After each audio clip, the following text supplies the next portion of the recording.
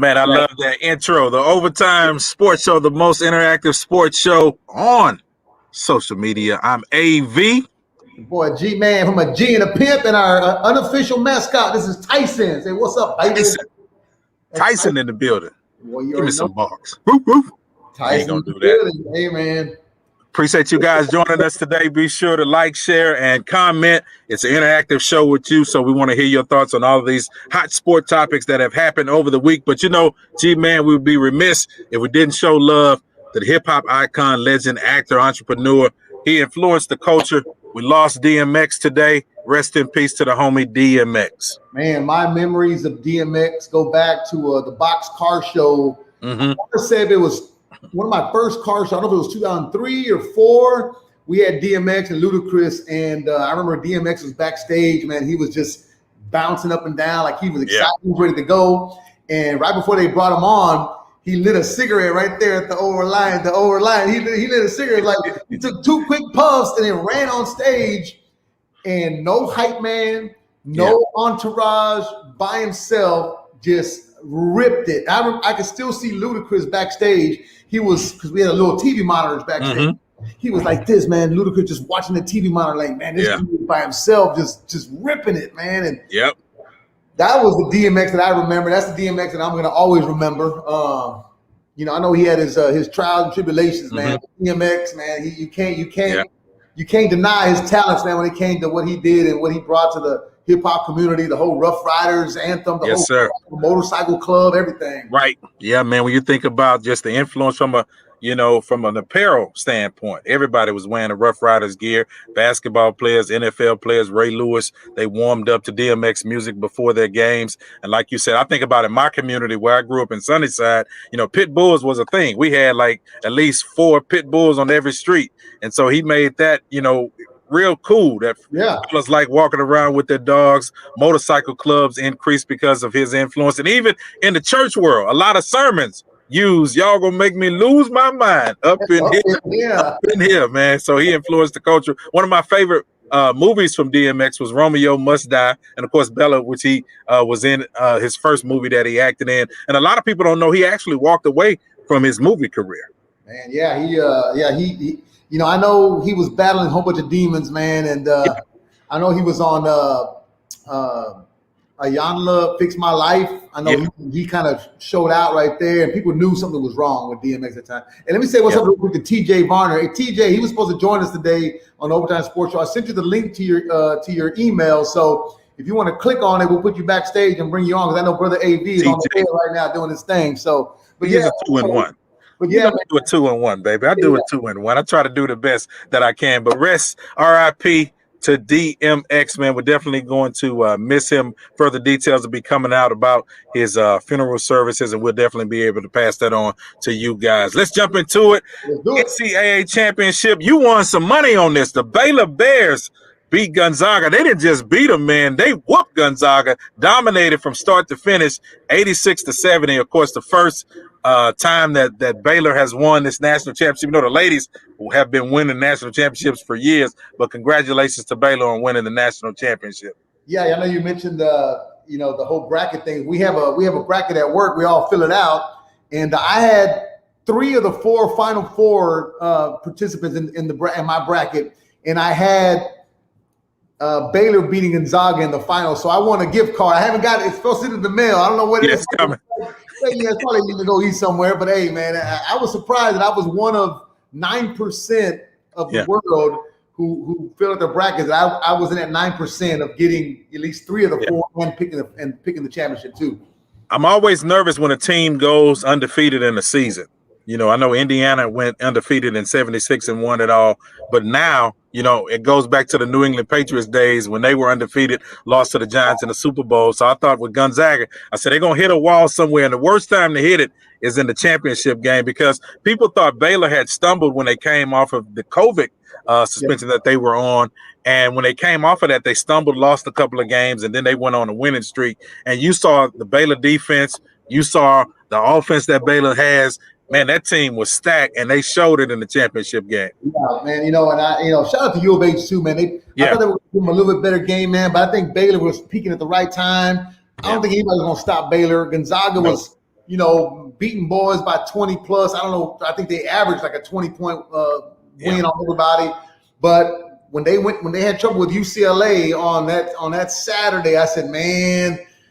I don't know. I don't know if Baylor played it. They played against Houston. There was no stopping Baylor. And sure enough, they came out guns a-blazing, man. So shout out to Waco. Texas has a national champion in Baylor, man. So shout out to them. So TJ is in the building. What up, Flavor? So TJ has been a fan of the show for a long time. Even on our Facebook Live, he would just join us. He also coaches, I think, with the Pee Wee football, right, TJ? The Seahawks? Well, last year, man, I was actually with the Texas Pines Elite. That was a 13U team. We finished number 5 in the nation. Right now, I'm currently doing track and field, youth track and field. We actually have our first track meet tomorrow out there at the Rig. All right, yeah, man, it's going. Yeah, I try to keep active with the kids. Yes, sir. I did that for several years myself, TJ. So I know how that is. It's a great investment in the community. And so we got to get into some NBA, G, man, since we got TJ on there. Yeah, let's get it. Let's get it. Actually, AB, you're gonna be a little upset, but TJ's an actual Cowboys fan, so we're gonna let him. Yes, slide. sir. Wait a minute. We're gonna slide today, though. Yes, sir.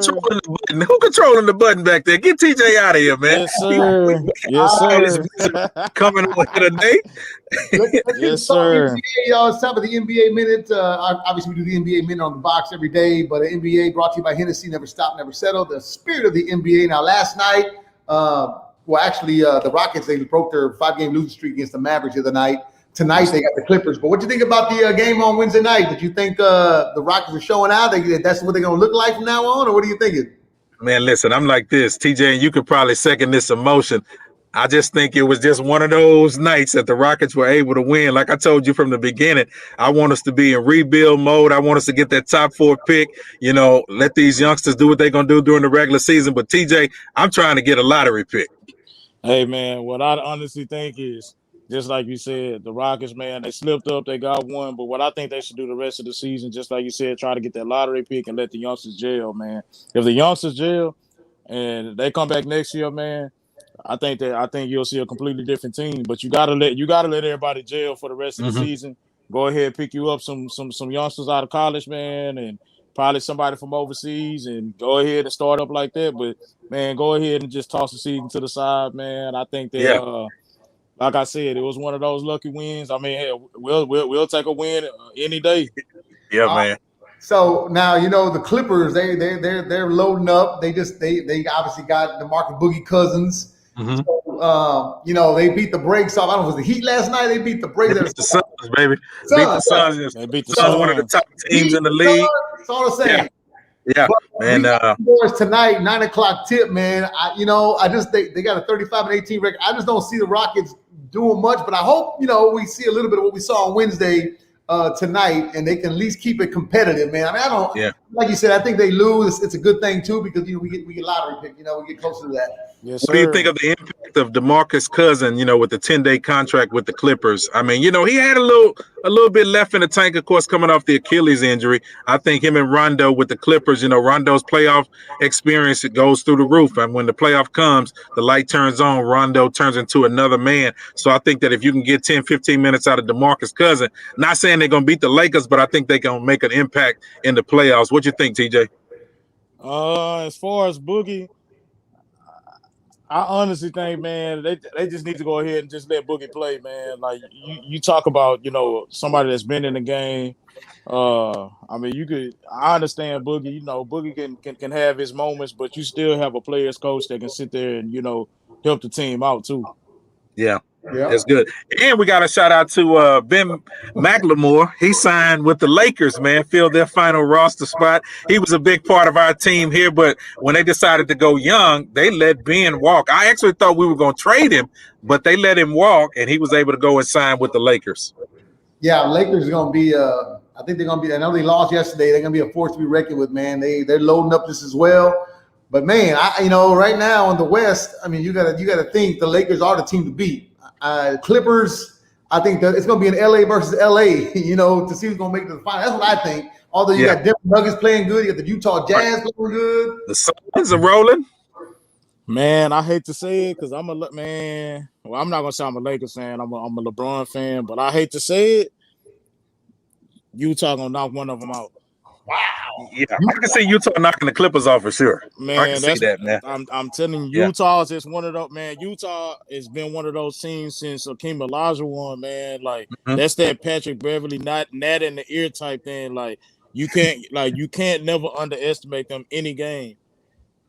All right, It's gonna be good. The Lakers will be debuting their championship banner coming up in May. I believe it's May the 12th, one of those days. But they're gonna finally unveil it because they won it in the bubble last year. So I don't count that. And I can't let you listen. I can't let you get off of this NBA minute without talking about your boy James Harden. When he played for the Rockets, he never missed a game. Now he's out 10 days, dealing with hamstring injuries and injuries. Now, of course, Durant came back and did good in the first game, but Harden out here limping. So that lets me know that in the playoffs, Harden gonna fold one more time, TJ. He gonna fold one more time. Man, G-Man needs to go ahead and replace that. Replace it. I can't. But you got to look at that picture right there, man. That's the one right there. So okay. Yeah, that's. Hey, you got permission to leave it up there, man. But G-Man like him because he be raining in the club with him. That's what that is. That's what his problem was here, man.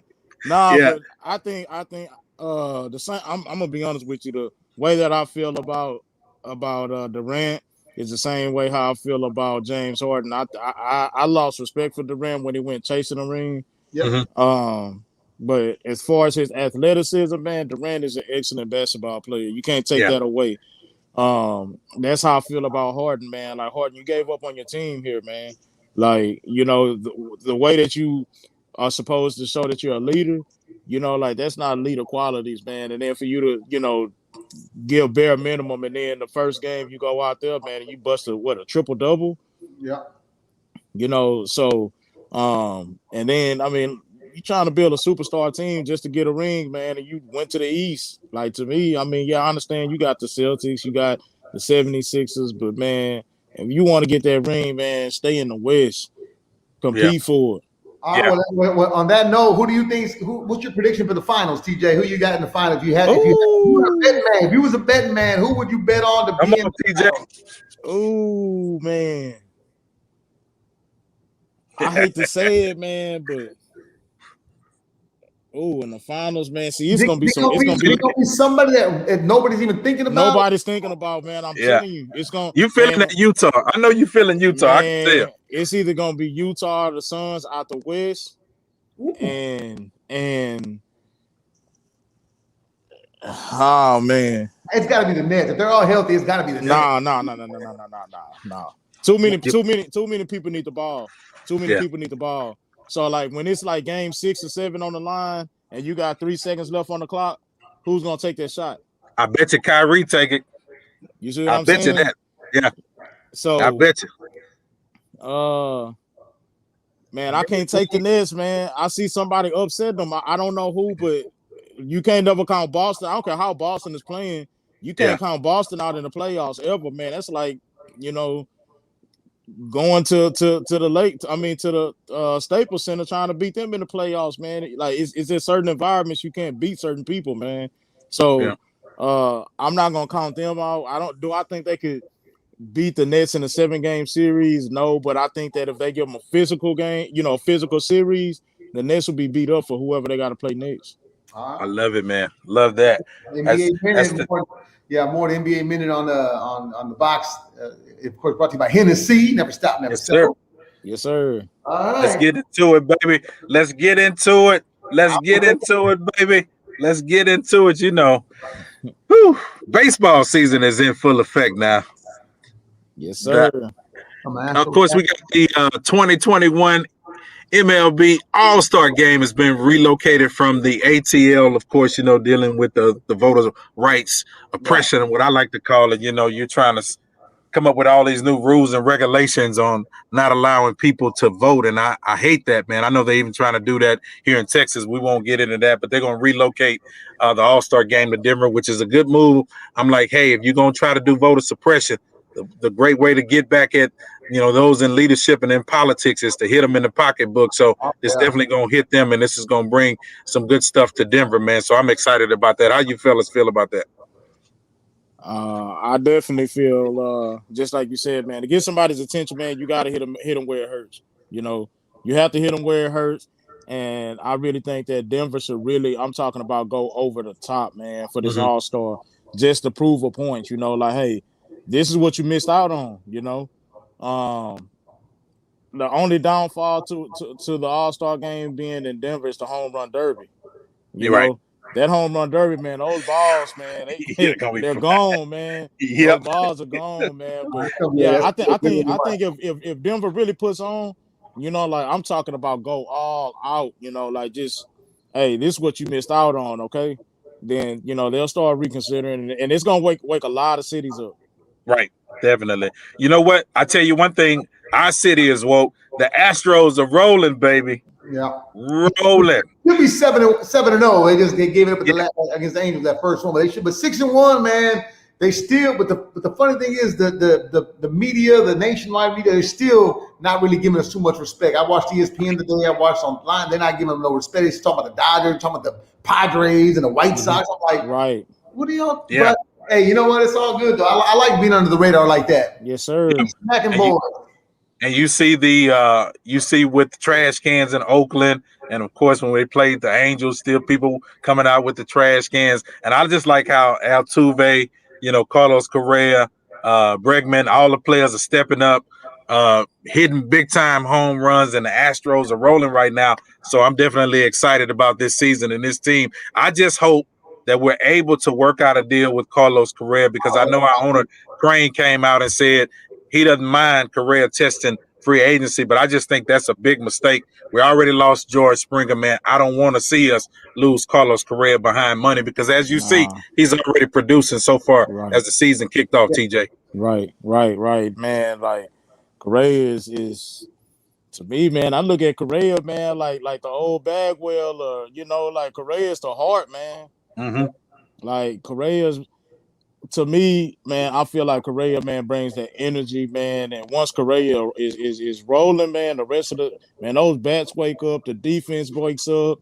Like it's like they're rolling, man. You can't lose a player like that. Yeah, well, right now they lead the major leagues in home runs in the first week and a half of the games. But the game last night, I was gonna go, but I had to work late, so I ended up going and watching it somewhere out in downtown. And it looked like Minute Maid Park. They had some fans there. We're not at full capacity like some stadiums are. Right.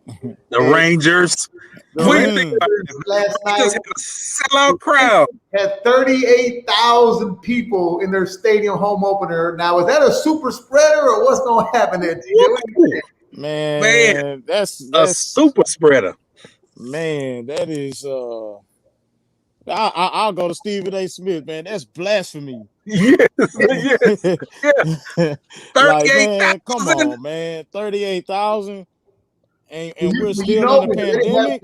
They just opened a new stadium, so last year they didn't have nobody could be there. So I think everybody. Man, I know, man. I had to go to AT&T Stadium. I saw the Ranger Stadium. Yeah. I'm not gonna lie, man. The Ranger Stadium, man, is nice. If you get a chance to go by the Ranger Stadium, I can't lie. It's nice. It's something to see. But yeah, man, for me to sit next to somebody and we still got the pandemic, no, sir. Yeah, not gonna do it. I want to see how you guys feel as well. You can comment, share, and share your comment with us. What do you think about that? 38,000 people in a stadium with no social distancing. I cannot even imagine that. Mask, vaccination, whatever. I'm still not gonna be in that situation. But speaking of in a situation, Deshaun Watson, man, 22-18 still, but he's lost a lot of endorsements from Nike. Of course, HEB said that when the regular season ended, his contract with them ended. You got our energy company here.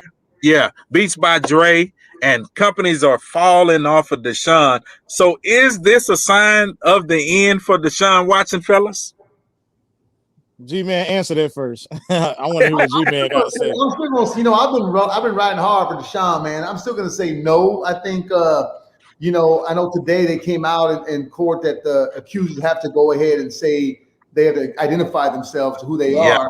Last night we had this conversation. Last night watching the Astros game, we were talking about, well, you have 22 or how many of the women it is, but then you got another 18 saying, oh, he's never touched anything. So, do you wait for court dates and for that to come out? I mean, people are already judging him off what people are saying. Now, don't get me wrong. If it's true, then I don't condone any kind of that behavior. But if it's not true and they just do that just to mess with him because he don't want to be here or whatever, I think that's wrong too. So I'm gonna hold judgment, man, until I find out exactly what's going on. Miss Solis came out this past week and they did the whole press conference with Tony Busby, and then of course Watson's attorney Rustin Hardin came behind that press conference and said this was the same woman who tried to get $100,000 out of Deshaun. So you kind of got this back and forth going on in the media. It's really, the court of public opinion of what we're seeing. I don't think it's going to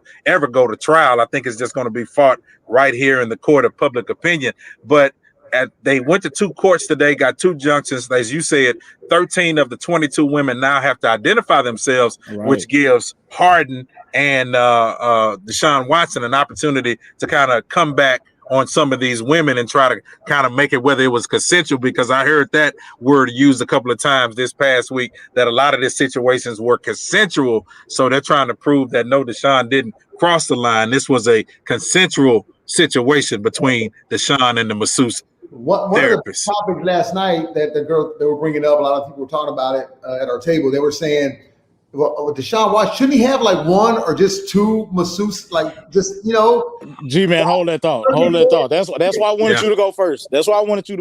Now, I'm gonna rebut. This is what I said. I said, but sometimes you just can't have one or two, because what if they're busy doing other things that you got to have other people on call, or if in another city. I mean, but I don't know. But that came up yesterday saying, why you got to have 30 or 40 masseuses? Why can't you just have one or two? Come on, TJ. About it, man. Deshaun Watson, man. You think of before this, you named the name Deshaun Watson. The first thing you think is super quarterback. Some of the ladies are like, man, like Deshaun, I gotta have him. Superstar, leading quarterback of the NFL, young, rich. Bro, you can't put yourself in some situations, man. Right. I mean, you just can't. I mean, if it's true, if it's not true, at the end of the day, you put yourself in that situation. And it's easier said than done because, again, we're not in the situation, but at the end of the day, man, like you can't put yourself in a situation like that. I understand having, one or two, even maybe three, but man, the fetish is kind of, it's over the top. It's definitely over the top.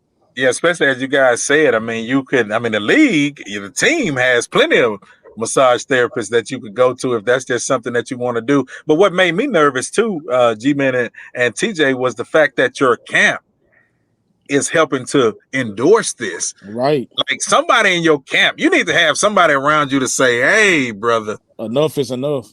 Enough is enough, because we all on the line and we seeing all these endorsements, because we all making, if I'm in your camp, we're all making money off of you. You're the money source right now. So we need to protect you as much as you can. And I don't like seeing Beats by Dre and Nike and HEB and all these other endorsements going out of the window because we never step up to say a word to you. Now, another thing as far as that, man, is I think that the businesses, man, that was, that's backing out, I think that they're jumping the gun.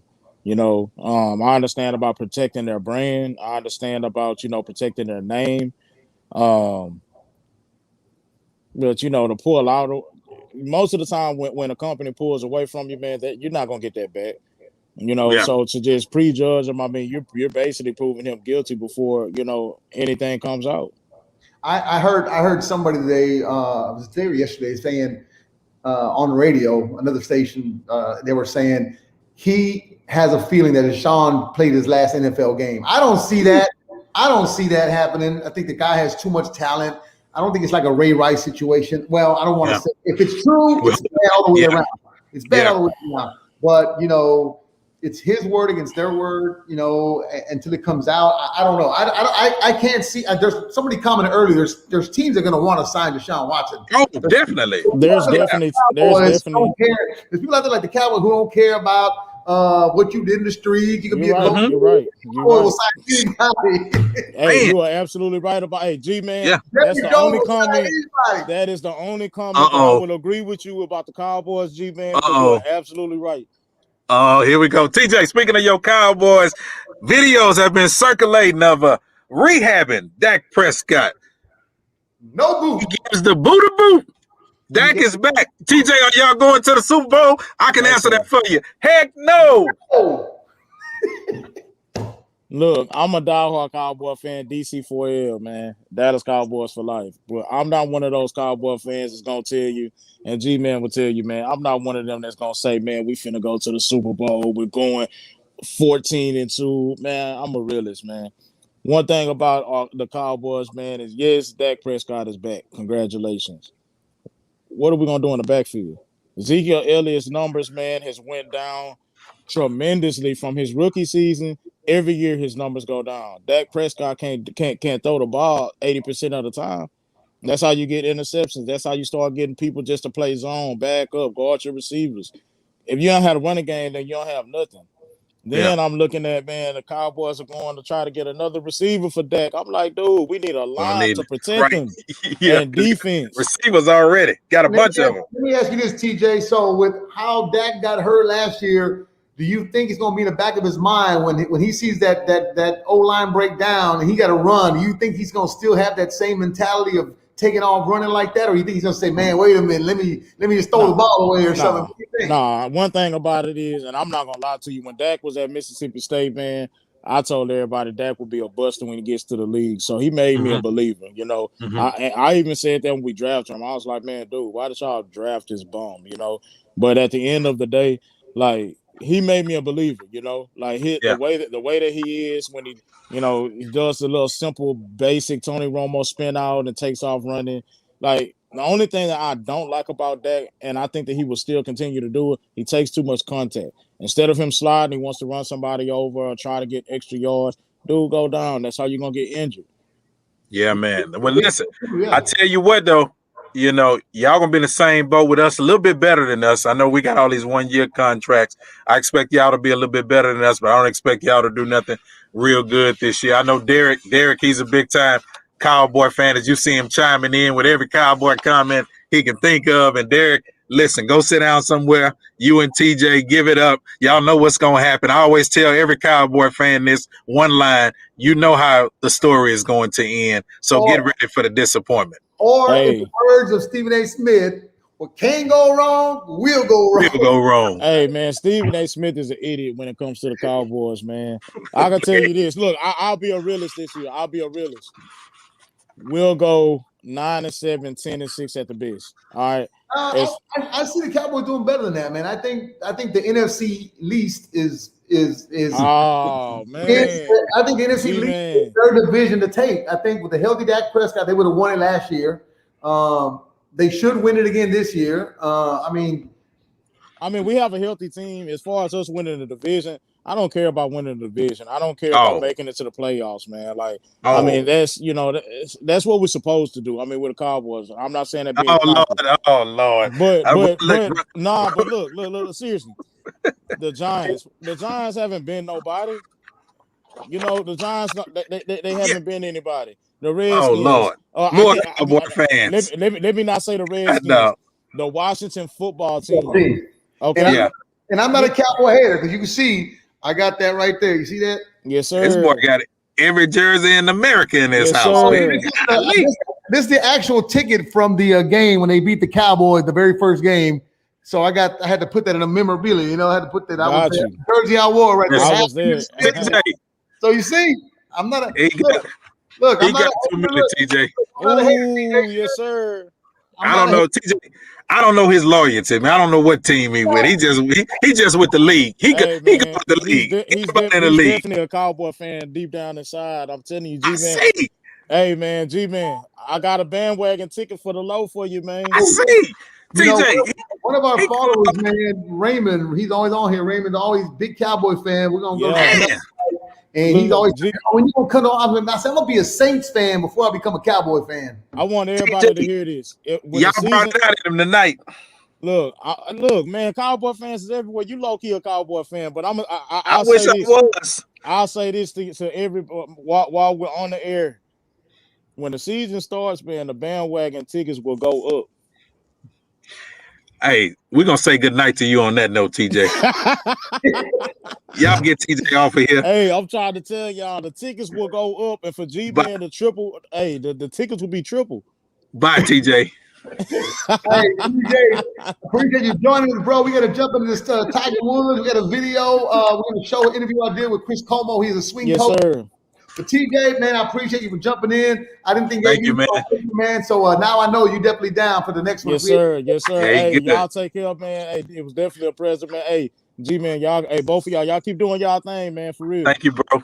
Appreciate you. Thank you for your wisdom, brother. No problem. Hey, so again, there's gonna be some times when people make it and AV can't make it due to whatever comes up. So we definitely want the box listeners, man, to definitely chime in. So if you'd like to be a part of the show, man, you can always send us an email. And let us know. But yeah, so before we get into the interview with Tiger's former swing coach, Tiger Woods, his accident a few weeks ago, doing 80-something miles an hour on a 45-mile zone. Today it was revealed that he didn't know where he was at. He thought he was in Florida. The man. Listen, when you going 84 miles an hour and you crash like he did, you're gonna think you're in another city for real. They said he hit a tree going like 75. He was doing 84. Ooh. He hit a tree going 75. The man is really lucky to be alive. But I will tell you this: if that was me, if that was you, if that was the Green Man from Mars, we'd be ticketed up big time. And then, but he's Tiger Woods. I guess they felt bad for him. They said, "Man, the dude was his bones was coming out of his leg, so we're gonna give him a break." Yeah, they tried to give him a break because you're going, like you said, 84 to 87 miles an hour on that. It's like, man, whoo, that's tough. Listen. Bro, we getting ready to roll into your interview. Of course, follow me, Faith and Fame with AV, and keep up with my man G-Man, Christian Mingle, and everywhere else this brother is. Christian Mingle, Sally Madison, all them things, man. Get off that Dolly Madison, man. Pornhub on that, I'm on there too. OnlyFans on all that, yeah. You said what hub? What? Pornhub. It's free. But you can get the premium, one. This dude. And you can sing that thing on there. Man, introduce your interview, man. Lord have mercy, Jesus. Look, the Masters just started. Justin Rose is leading, but Spieth is coming on. And we talked to Bryson DeChambeau's golf swing coach over at Golf Galaxy in Dallas last week. So he talked about the Masters, about his swing coach. This is Chris Como, a former Tiger Woods coach. He's only 43 years old, man. One of the best swing coaches. Wow. Y'all. This is Chris Como, Bryson DeChambeau's swing coach. So let's run that interview right now. All right, y'all. So got a very special guest joining me on the program today. One of the best golf swing coaches there is out there. Of course, he's worked with some of the best. Obviously, Tiger Woods, and now the former of the U.S. Open champ and five-time, or I should say, number 5 player in the world. Bryson DeChambeau, Mr. Chris Como in the building. How you doing, Chris? How you doing, G-Man? I'm doing well. Man, I'm good, man. First of all, thank you for joining me, man. You're actually at my son's favorite store. He is there 5 days out of the week in that or spending my money inside of Golf Galaxy, man. That's what he's doing. The easy place to spend money. It's pretty cool setup they have here. I haven't been in one in a while, and they've done a really nice job remodeling it and redoing their whole coaching club fitting program. It's pretty cool to see what they've done. All right, well, obviously April 1st, that means it's Masters time. Let's first of all talk about how you got into the game, because you look fairly young. I know they said you were like one of the top 40 teachers under 40 or something like that, I read. That was when I was under 40. Now I'm 43. That was like 5 years ago. that was an old designation. That's okay, man. Hey, you look about 30 years old, so it's all good. So talk about how you got involved. Were you a golfer as a kid? I mean, how did that work? I wasn't. I was a first generation golfer. My friend's uncle took me golfing, and I just got hooked on it. I was probably around 16, and then actually got no one in my family played golf, so I got a job at a driving range, picking up balls on the range to pay for my golf, because golf's pretty expensive, and just kind of just grinded away, got halfway decent at the game, and then really, had a lot of coaches sort of like take me under their wing, and just really developed a love and a passion for coaching. And that, when I graduated college, I went down that path of becoming a coach pretty quickly. Wow. Was your dreams of being on the PGA Tour? I mean, what was going on with that? Yeah, sure. I mean, I think if you're whatever 20 years old or so, and you're saying, hey, look, I want to be a coach and I want to be one of the best in the world someday, that obviously would mean teaching the best players in the world. So I would say that was always a goal in my mind. Okay. Now, obviously, you've coached some of the best players in the world, man. Is that intimidating to you? Do you think when you coach a Tiger Woods or a Bryson DeChambeau? Is it, or you just say, you know what, I know what I'm doing. Let me show you what you need to do. How does that work? Yeah, I mean, I think I've been coaching since I was 19, right? So, and I started teaching Tiger when I was 37. So, I had already been coaching for quite a while, right? So, I mean, I think at first when you're around someone like Tiger, there's a little bit of kind of like, wow, holy cow, this is like the best golfer of all time. But once you get in it, you're just kind of doing your thing. You're just, it's doing what I've always done. And my style of coaching isn't this dogmatic, like do what I say type of thing. It's definitely working with the player, understanding their feels, understanding their swing, their body, and how to help them find these small edges that they need to perform at that level. So I just kind of got into my own zen with Tiger, and we just did our thing, and it's no different with Bryson. Bryson's got his own process, very different than Tiger, but it's a process that works for him. And as a coach, I feel like it's important to be somewhat malleable to the person in front of you, and just kind of go down this journey with them to help them find, their own personal best swing, best way to play the game. Who was the person that would you say would introduce you or got you started with these major golfers, and they just took off from there? Because now obviously everybody knows your name in the PGA Tour, LPGA. Who was the person that said, you know what, I can get you hooked up with this top golfer, and then from there it took off? So I was in grad school for biomechanics at the time, and I was teaching full-time during the day, but going to grad school at night. And a fellow named Grant Waite, who played on the PGA Tour, actually came to the school where I was doing research, and he wanted to find out more about the research that I was doing. And we just sort of hit it off. And Grant's a great player, great coach, really dear friend. And he's just like, man, I really like the way you kind of go about this, the way you think about it. I'd like to partner with you on some projects. And we kind of coached a couple people together for a few years. And that really just kind of got me into the mix of working with some of these guys on the PGA Tour. And before that, I had taught a guy on the Nationwide Tour, or at the time at the Korn Ferry Tour now, and a lot of top juniors. But Grant was a person who really kind of got me in front of some of the PGA Tour players. So eternally grateful to him. Man, I also, I'm not a golfer. My sons are golfers, but I looked up and I saw that 2020 was just like a booming year for golfing. Was that crazy?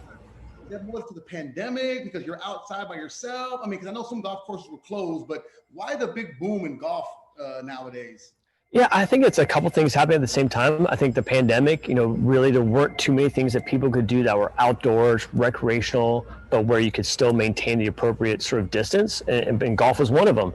I also think golf it's sort of changing what it means to play golf, right? It used to be, okay, go out, play 18 holes, take up the whole day to play around the golf, right? And now it's like you can go to a place like Drive Shack or Top Golf, or whatever it is, or here at Golf Galaxy, they have their whole indoor sort of training studio, and you can go, with a group of friends, have a beer, have a pizza, just kind of mess around, enjoy yourself, come to Golf Galaxy, work on your game for an hour, and then get back to work or get back to the family. So I think, given the variety of time constraints that people have in their lives, there's enough options to enjoy the game that can fit any individual's respective time constraints. So it's much more conducive for a lot more people to enjoy it in a bunch of different ways.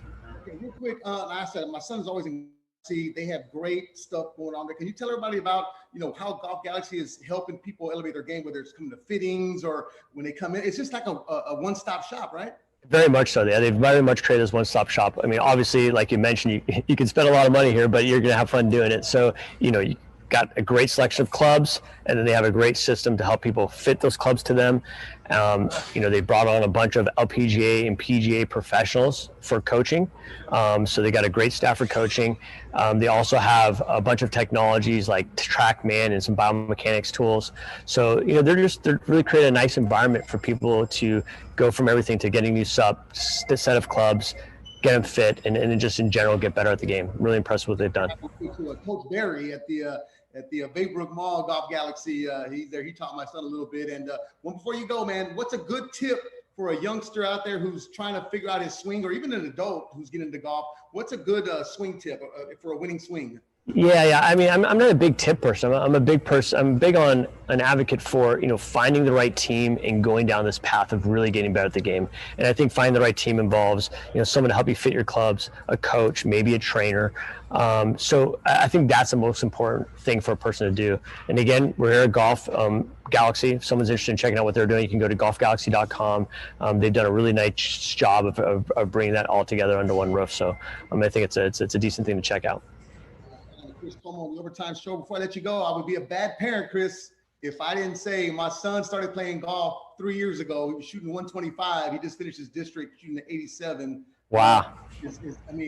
His coach said, I'm shooting an 85. There's not much I could teach him. What should I do for him now? I would be bad if I didn't ask that. Yeah. Just again, find him a great coach. I don't think there's anything you can do other than just be patient. He's making incredible progress. So just keep writing it out. It sounds like he's on a good path. I just keep enjoying it with him.